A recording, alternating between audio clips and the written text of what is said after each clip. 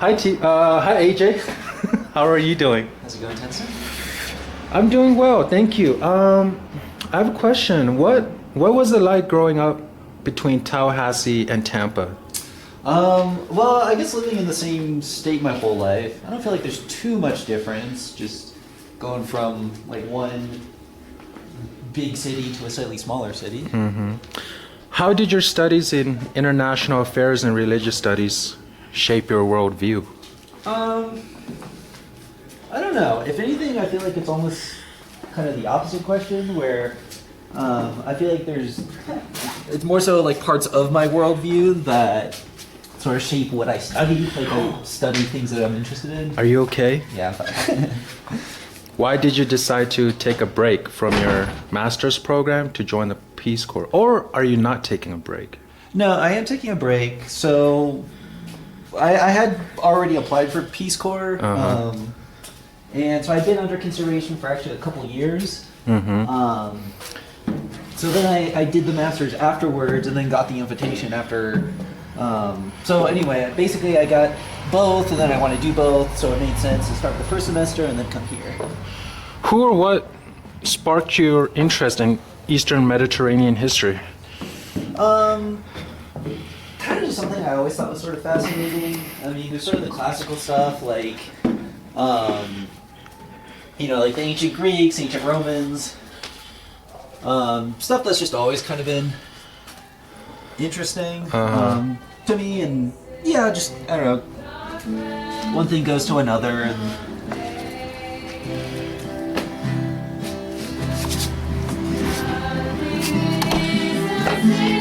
If you could live in any historical era, which one would you pick and why? I don't know if I'd be able to survive in any historical era, so I guess now, if that's an acceptable answer. What's your favorite historical text or author? Definitely Josephus, the Jewish historian, is probably one of my favorites. I don't know, he has, I think, the most interesting life, and definitely one of the more understudied classical authors. How has studying classical languages like Hebrew influenced your perspective? Definitely, like, it gives you an appreciation, I think, for like linguistics overall. And I don't know, I just love like kind of grammar and sort of how languages evolve over time. So I don't know about like overall perspective, but it definitely gives you, I think, a greater appreciation for like the finer bits of linguistics. What motivated you to apply to the Peace Corps? I don't know. I mean, the first time I thought about it was a few years ago, so it's kind of hard to say what my exact motivations were then. I guess overall, I was always kind of thinking like, oh, maybe a career in like State Department, or just have some kind of like expat job where I can like live and work abroad. So I think just, I don't know, Peace Corps was kind of maybe the easiest way to do that. So that had just kind of been on my radar for a while. How has your experience teaching English in Stepanovan exceeded or challenged your expectations? That's a good question. Let's see. Starting with the first one, exceeding my expectations. I will say one thing that's, I think, kind of focused on here, maybe in education more, just as a cultural thing, is there's definitely a preference for like memorization of like poems and stuff. So I've noticed even like students with like weaker language skills can still like stand in front of a classroom and just like recite a poem, which I think is really fascinating and impressive. As far as challenges, I think especially working with, I don't know, each class kind of has its own sort of culture and level of motivation. It definitely is surprising to me. It seems that people aren't necessarily motivated to learn English just generally.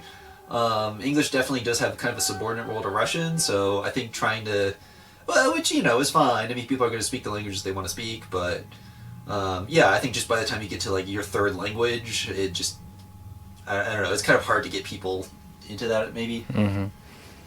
Can you share a funny or touching story from your English classes?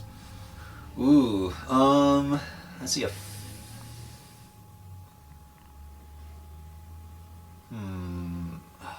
kind of brain farting on this right now, but let's see. Maybe a funny story. We can skip it if you'd like. No, I want to try to.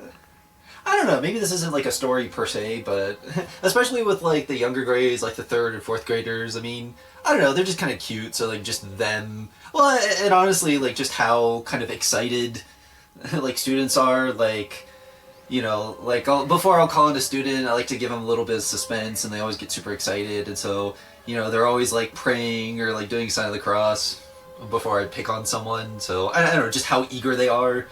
Just generally is always kind of a highlight for me. What do you enjoy most about leading English programs on Saturdays? Yeah, so I actually have since moved it to another day, but yeah, I don't know. I've kind of just through trial and error, I've sort of shifted those a lot, just to kind of meet sort of what the kids want to do.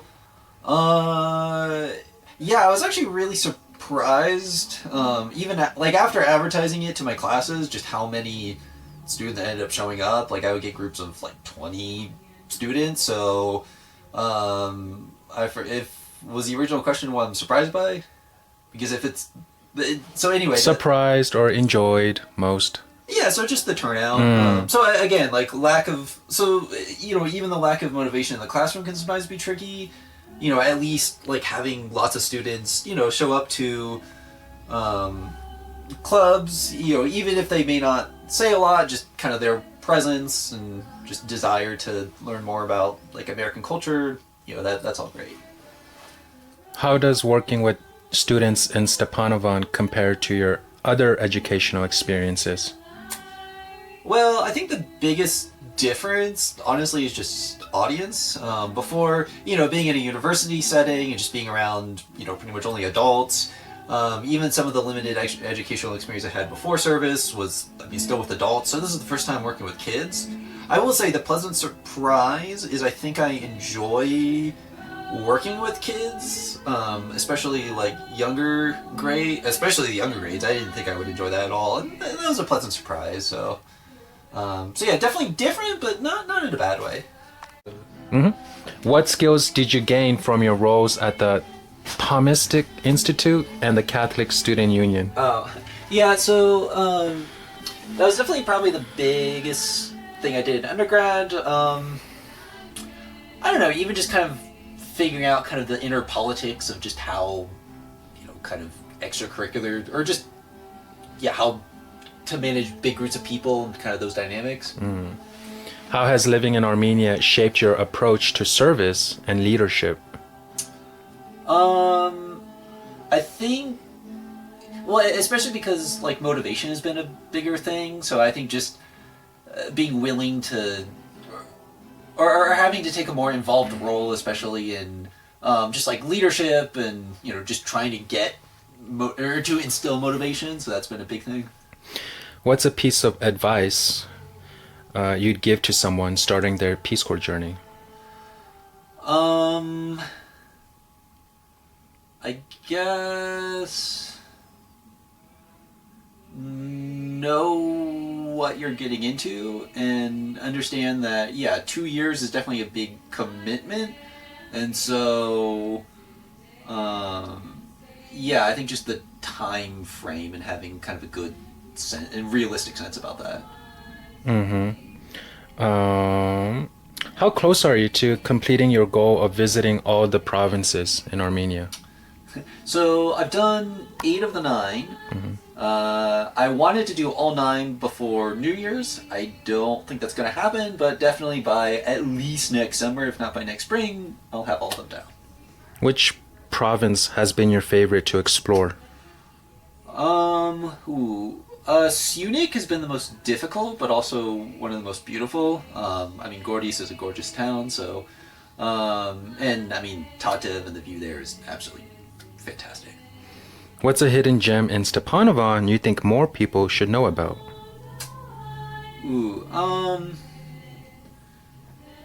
I mean, the nice thing, especially during the summer, is just how green I feel Stepanovan is compared to everywhere else. And I don't know if this is necessarily a hidden gem, since this is kind of why people go, but yeah, just like walking in some of the trails around the forests and just kind of enjoying just the greenery. It's not something. Yeah, I don't know. Armenia can be kind of barren and just sort of green fields, so having just trees is nice. How does exploring Armenia differ from traveling in the US? Yeah, well, one, just not having my own car, honestly, is probably the biggest thing. And just having to, like, kind of negotiate and, like, coordinate between different, like, taxis and marshrutas, so it's definitely, I think, a lot more challenging than the States, where you can just hop in a car and kind of go wherever you want. So that's probably the biggest. But the plus side is everything's much closer, so you're at least... the travel time itself is not quite as bad. Which US state left the biggest impression on you during your travels? Definitely the one that I have probably the most memories overall is Utah, especially like Arches National Park, Canyonlands. There's definitely kind of a distinctive landscape, just all the red rock, which I've always found to be quite beautiful.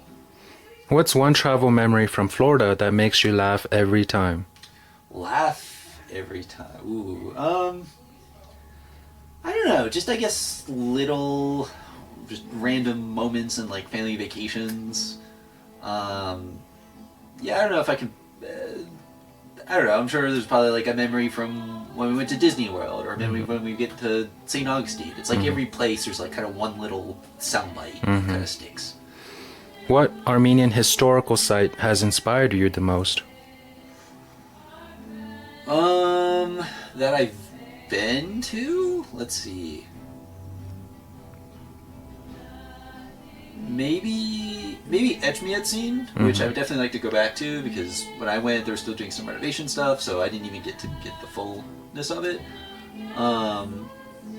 There's still... So one place that I've been thinking about for a while, that I would like to go, that I haven't been to yet, would be the ruins of Dvin. So there are some councils that happen there that's hugely important for Armenian history, so yeah, just to kind of see where that happened would be really cool. If you could bring an Armenian friend to Florida, what would be the first place you'd show them?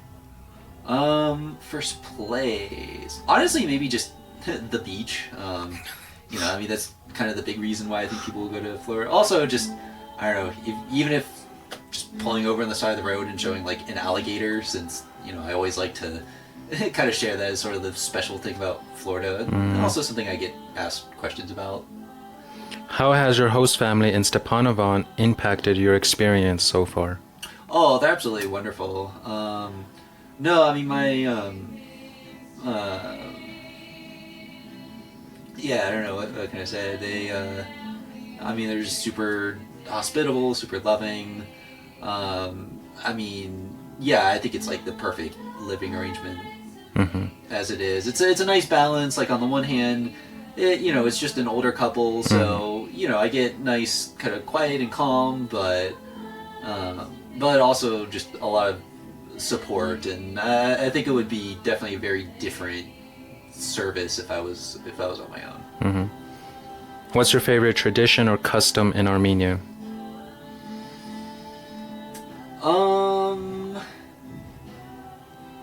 I appreciate the little acts of piety that people have. I've noticed, like, when driving by, people make like the sign of the cross when passing by one of the big kind of roadside crosses, or just lighting candles inside of churches. How do you balance teaching as a volunteer and enjoying your free time?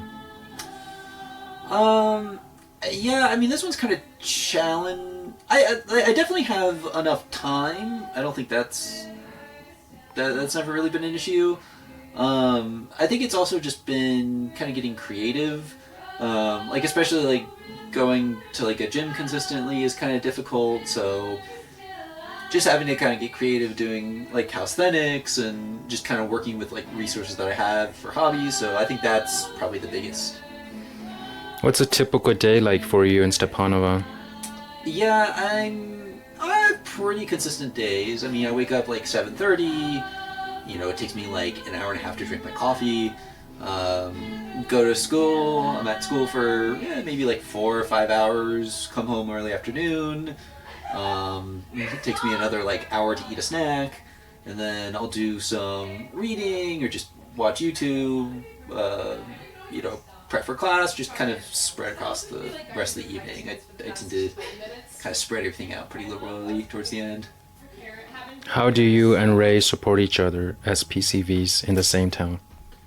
Yeah, so one really helpful contact that both of us have is Ruzana, who runs like the local English research center. So definitely this past summer, like I've been sitting on Ray's clubs just to kind of see how he does it, just get some inspiration. And yeah, so sometimes we'll try to like kind of coordinate our things together, and really just the first month, just having Ray there, just kind of showing me around the town, and also his host family has had me over a few times, and they're super hospitable. So yeah, I think just having a volunteer already at site is, I mean, it really has done a lot, I think, to help me get situated where I'm at. So I do quite appreciate all of his help. What's the funniest or most surprising thing, or most surprising question a student has ever asked you?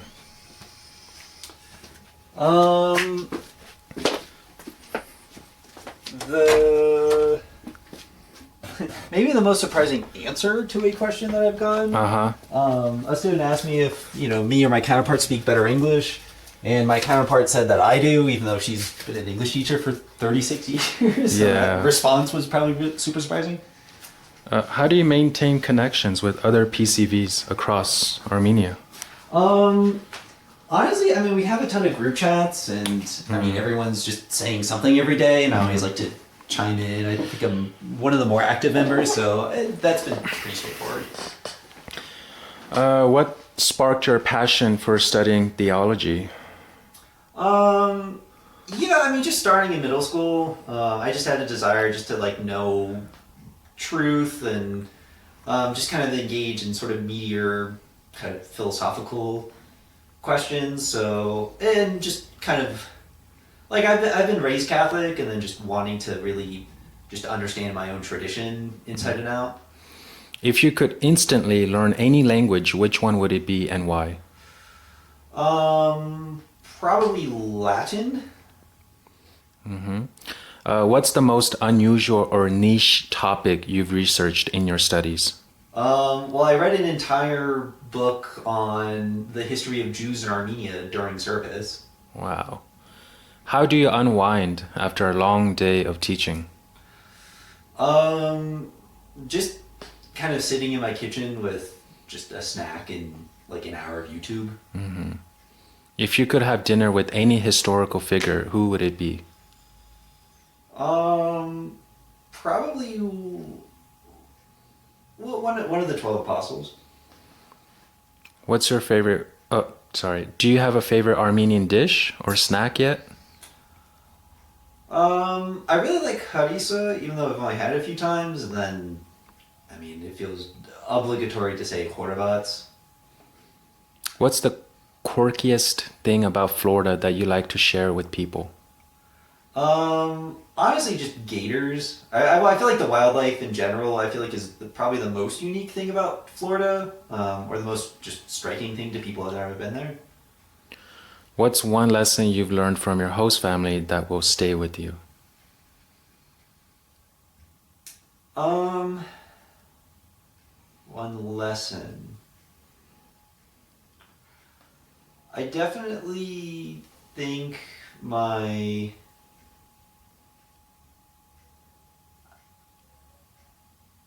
don't know, there's just a lot of principles about, I think, like, both hospitality and forgiveness that I think I've learned from my host mom that I think will probably stick with me. Okay. Slightly interesting question. Okay. How has your understanding of religious freedom evolved during your time here? Oh, I don't know if I would say it is evolved. I guess I have kind of complex ideas of what that means already, and I don't know if that's the thing I could quite unpack here. No, no. Probably the most satisfying answer. What's a moment during your Peace Corps journey that made you feel most proud?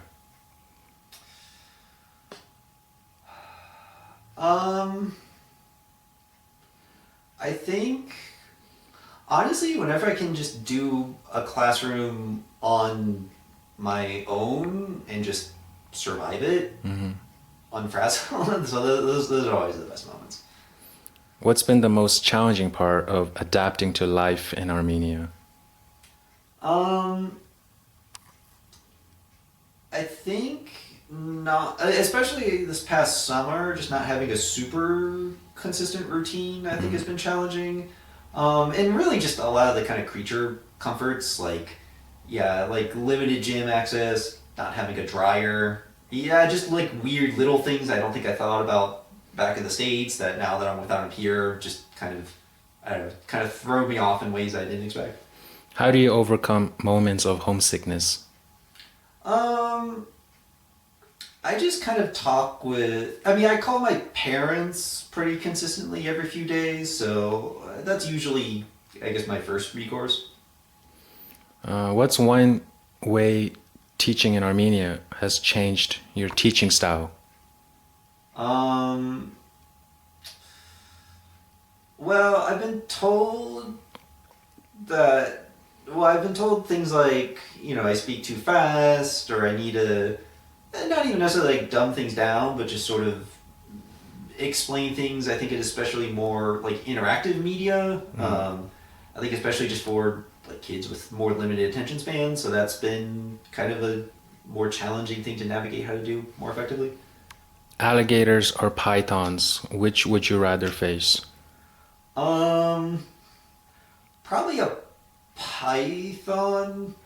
I don't know. Do I have like implements here, or is this like bare hands? Just bare hands. In that case, maybe a gator. Okay. What's one random fact about Florida that always surprises people? It's the only place in the world with both alligators and crocodiles in the same place. Oh, wow. If you could teleport anywhere in the world, where would it be? Maybe.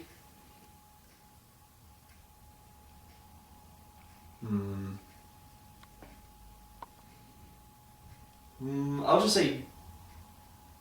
I'll say Jerusalem. That was a. Okay. What's a song or artist you can't stop listening to lately? I kind of just sort of listened to like the same 5 artists for like a year straight. So let's see, I've been listening to Broken Bells, Strokes, Metric, and I don't know, maybe Gorillaz. So I guess those. What's your go-to comfort food when you're feeling homesick? Any kind of combination with chicken and rice. And then barring rice, chicken and any kind of starch. What's the weirdest or funniest cultural misunderstanding you've experienced in Armenia?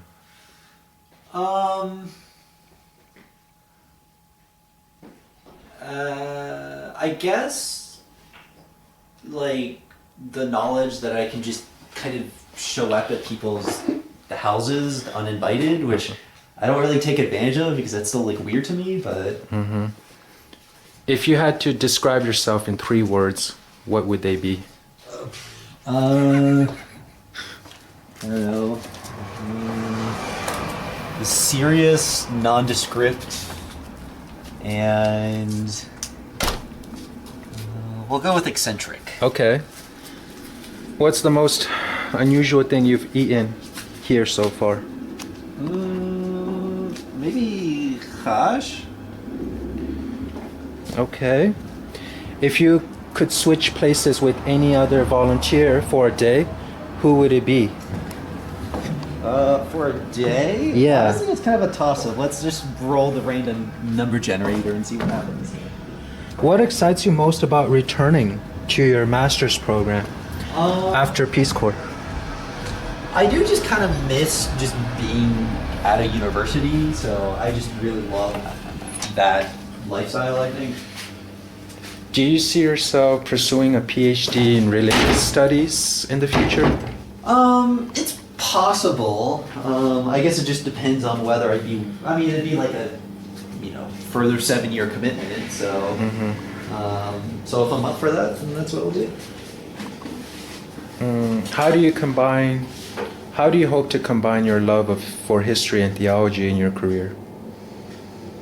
I mean, obviously something in academia would be great. I don't know how feasible that is, but I mean, if I can apply that in, the foreign services, or I'm sure there's some job that exists that I don't know the title of that, could merge those two handsomely.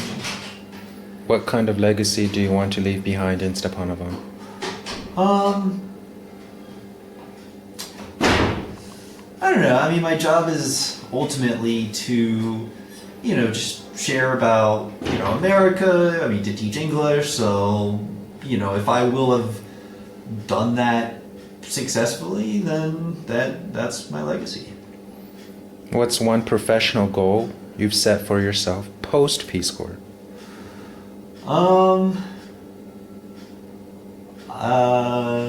Getting a job. What's a dream project you'd love to pursue in the field of religious studies? I don't know, if I could write a book, that'd be pretty cool. Mm-hmm. How do you balance your love for academia with your hands-on volunteer work? I mean, for the most part, I've just kind of decided to put kind of academic ambitions to the side, because I think at least for me, it just is difficult doing those simultaneously. Which is fine. I mean, that's the job that I have now, so I won't complain about that. Where do you see yourself in 5 years? I have no idea. What's one Armenian phrase or word you've mastered? Just one? I don't know. Well, if I had to pick a favorite. He's mastered a million. So, well, one phrase I not that I use this, but, okay, I guess a phrase I would like to learn how to master is, Salvotanen. Literally, it's let me take your pain away. It's like a term of endearment. So I quite like that. Mm-hmm. How has learning Armenian challenged and surprised you? I feel like of the languages that I have studied formally, Armenian's kind of in the middle in terms of difficulty. Yeah, I don't know. I still feel like my listening skills are definitely not nearly where I want them to be. But overall, it is definitely a fun language, and even though I feel like I constantly have dyslexia, I do love the script. It is quite unique and fun to work with. What's been your favorite Armenian celebration or holiday so far?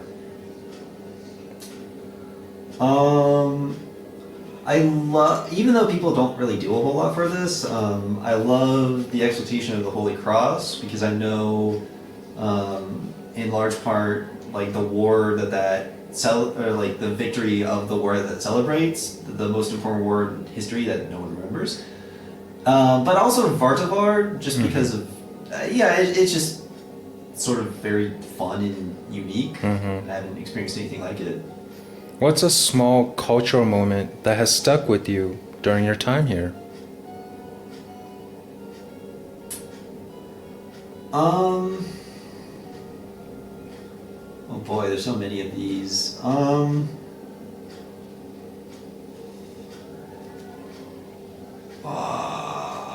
Yeah, I don't. We'll skip on this one.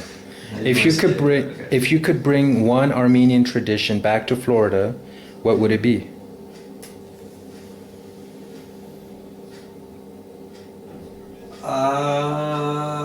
Probably. As much as I hate cooking, I would like to learn how to make at least one Armenian dish, and make that. What's one thing about Stepanovan that makes it feel like home? I do love, honestly, like my counterpart, my school staff, and yeah, just the level of care and attention they've given to me is always, yeah. How do you plan to stay connected to Armenia after your service ends? If nothing else, I would like I really don't want to forget the language, so I'd like to keep up study of Armenian, just to the extent that I can throughout the rest of my life. So that's probably the biggest thing. What's one thing you'll miss most about being a Peace Corps volunteer?